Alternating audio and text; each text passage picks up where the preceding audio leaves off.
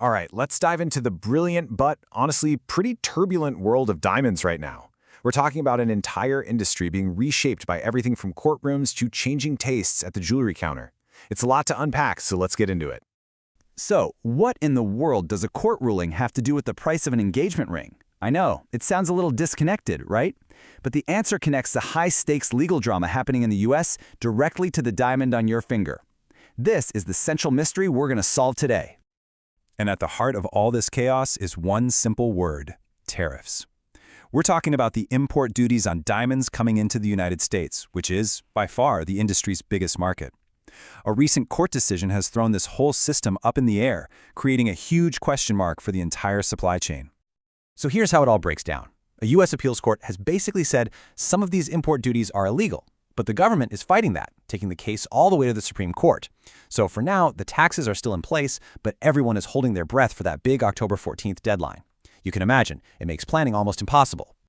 So if you're a major retailer in the middle of this kind of storm, what do you do? Well, let's take a look at Signet. They're one of the biggest names out there, and see how they're trying to adapt on the fly. Now check this out. Despite all the turmoil, Signet's recent numbers are pretty interesting. Sales went up a solid 3% year over year. But look at this other number. They slashed their losses by a staggering 91%. That tells you they're playing some seriously smart defense. So how'd they pull that off? Well, they're basically making two big moves at once. First, to guard against those tariffs, they're looking at moving production around, maybe even bringing some of it to the US. And at the same time, they're leaning into a totally different trend, the rise of synthetics, especially in fashion jewelry. And that's a big part of what drove that sales growth we just saw. This whole shift isn't just happening at the corporate level. You can see it in the diamonds themselves. Right now, it's not really one single market. It's more like a tale of two very, very different types of diamonds. The market is literally splitting right down the middle. On one side, you have your traditional round diamonds, especially the smaller ones, where demand is weak and prices are dropping. But on the other side, fancy shapes. We're talking ovals, marquises, especially the longer ones, are absolutely booming. This is a huge change in what people are actually buying. And to put some real numbers on this, in August alone, prices for those popular 0.30 carat round stones fell 3.8%. And for the half-carat stones, the drop was even bigger, at 3.9%. I mean, that's a major slide for what used to be the industry's bread and butter. But on the flip side of the market, those really popular long cushion-cut diamonds are fetching a premium of up to 25%. It's just a completely different story over there. You can see the divergence so clearly. But here's the catch. It's not a total free-for-all in the fancy shapes market. Quality is everything.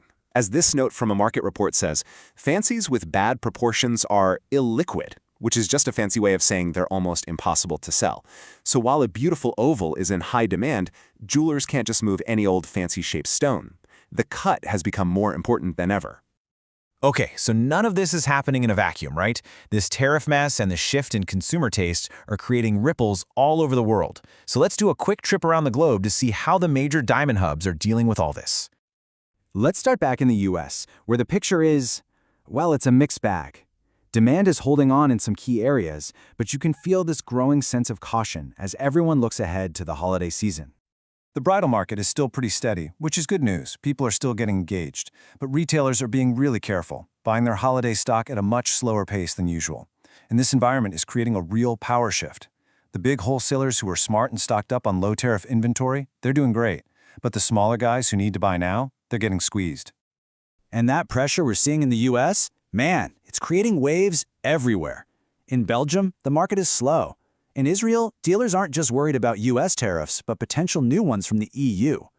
Over in India, the manufacturing hub, they're getting hit by those tariffs and a high gold price. Even in Hong Kong, where things are picking up a bit, buyers are being super cautious. And if you want to see what that caution looks like in cold, hard numbers, just look at this.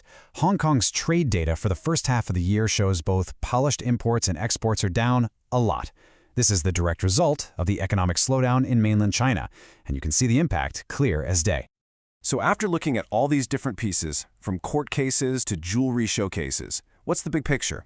Well, the diamond market is basically being pulled in two different directions at once by some really powerful headwinds and tailwinds. You can really see that tug of war right here. On one side, you've got these major headwinds, tariff uncertainty, nervous buyers in China. But on the other side, you have some serious tailwinds, that strong demand for fancy shapes, the rise of synthetics in fashion. The entire industry is caught in the middle, and its future really depends on which of these forces wins out. And all of this leaves us with the biggest question of them all. In a market being totally reshaped by legal battles, by changing tastes, and by the rise of synthetics, what is the future of the natural diamond? That's a question the entire world is going to be watching very, very closely.